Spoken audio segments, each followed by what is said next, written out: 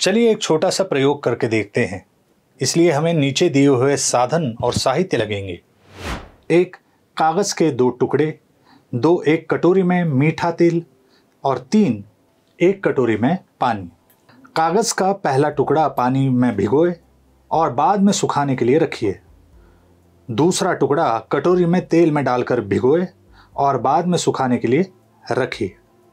सुखाए हुए दोनों टुकड़े किताब पर लिखे हुए या छपे हुए हिस्से पर रखिए और वो छपा हुआ हिस्सा पढ़ने की कोशिश कीजिए। अब बताइए कौन से टुकड़े के नीचे रखा हिस्सा हम पढ़ सकते हैं? बिल्कुल बराबर, तेल में भिगोए कागज से लिखा हुआ हिस्सा पढ़ सकते हैं, क्योंकि तेल के कारण कागज का ये टुकड़ा अर्ध पारदर्शक हुआ है। लेकिन पानी में भिगोए टुकड़े से तो हम पढ़ नहीं सके। तेल और तेल शरीर के अन्य पदार्थ जिस भोजन घटक में समाविष्ट होते हैं, अब हम उसके बारे में समझ लेने वाले हैं। इस भोजन घटक को कहते हैं वसायुक्त पदार्थ। तेल एक वसायुक्त पदार्थ है। भोजन के वसायुक्त पदार्थों द्वारा हमारे शरीर को ऊर्जा मिलती है। सच कहें तो मंडयुक्त पदार्थों से मिलने वाली ऊर्जा की अपेक्षा वसायुक्त पदार्थों से मिलने वाली ऊर्जा 2 गुनी होती है।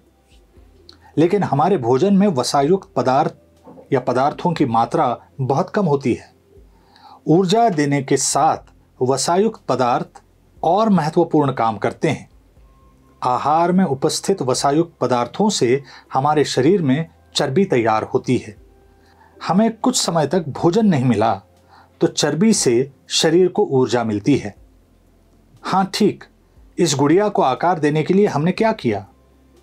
हमने उस गुड़िया के शरीर में रुई भर दी। चर्बी का स्तर यानी हमारी त्वचा के नीचे होता है। इसी स्तर के कारण हमारे शरीर को आकार प्राप्त होता है।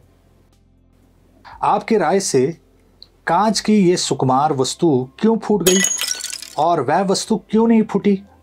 इसका कारण यह है कि वस्तु को गत्ता या थर्माकोल के कारण सुरक्षा मिली है। बच्चों, हमारे शरीर में भी ऐसे ही कुछ सुकुमार अवयव हैं। अंतरेंद्रियां हैं जिन्हें सुरक्षा की आवश्यकता होती है। मेद के स्तर के कारण इन सबको सुरक्षा मिलती है।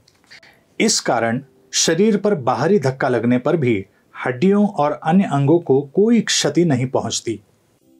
दूध से मिलने वाली मलाई, मक्खन, घी, वनस्पतियों से मिलने वाला तेल, यह सब वसायुक्त पदार्थ के उदाहरण हैं।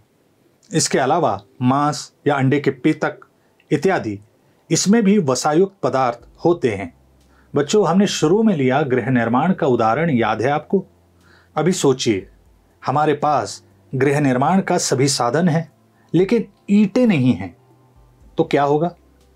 एकदम सही, हमारी दीवार तैयार ही नहीं होगी। दीवार बनाने के लिए जिस प्रकार पत्थर या ईंटों की आवश्यकता होती है, उसी प्रकार हमारे शरीर की रचना गठन के लिए प्रथिनों की आवश्यकता होती है। प्रथिन यानी प्रोटीन। राजू पिछले हफ्ते में खेलते समय गिर गया और उसके घुटने में चोट आई। ज्यादा नहीं, लेकिन थोड़ा खून आया था। 1-2 दिनों में राजू चोट के बारे में भूल गया। कल जब उसने अपना घुटना देखा तो उसकी जख्म पूर्णता से ठीक हुई थी। वहां खरोच भी नहीं दिखाई दे रही थी। राजू सोचने लगा, यह जादू कैसे हो गई? बच्चों, आपने इस जादूगर को पहचाना है क्या? यह जादूगर है प्रथिन तथा प्रोटीन। प्रथिन तथा प्रोटीन शब्द का अर्थ है जीवन क्रिया के लिए लगने वाला मूल तथा प्रथम पदार्थ। ये एक मूलतः ग्रीक शब्द है। इसका अर्थ प्रथम ऐसा है। प्रथिन तथा प्रोटीन शरीर के लिए बहुत महत्वपूर्ण है। इस कारण हमारे शरीर की वृद्धि होती है।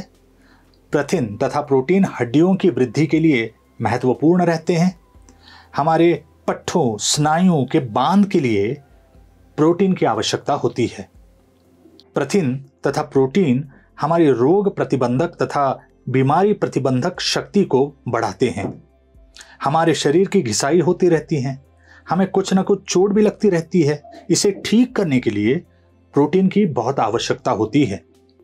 विभिन्न प्रकार की दालें, दलहन, मूंगफली, दही, दूध, खवा, पनीर जैसे दुग्ध निर्मित पदार्थ या फिर अंडे, मांस तथा मछलियां प्रोटीनों के मुख्य स्रोत हैं। हमारे दैनिक आहार में या रोजमर्रा के आहार में दालें, दलहन के साथ साथ दुग्ध और दुग्धजन्य पदार्थों का समावेश होना जरूरी है। हमने क्या सीखा? वसायुक्त पदार्थ यानी तेल युक्त या तैलीन पदार्थ। वसायुक्त पदार्थ हमारे शरीर को ऊर्जा देते हैं। प्रोटीन यानी प्रोटीन यानी आद्य या मूल घटक पदार्थ। प्रोटीन यानी प्रोटीन की हमारे शरीर को जरूरत होती है, शरीर के पोषण के लिए, शरीर की ताकत बढ़ाने के लिए, रोग प्रतिरोधक शक्ति या बल बढ़ाने के लिए। स्वाध्याय। यह थाली देखिए और बताइए रखे पदार्थों में कौन कौन से भोजन घटक हैं।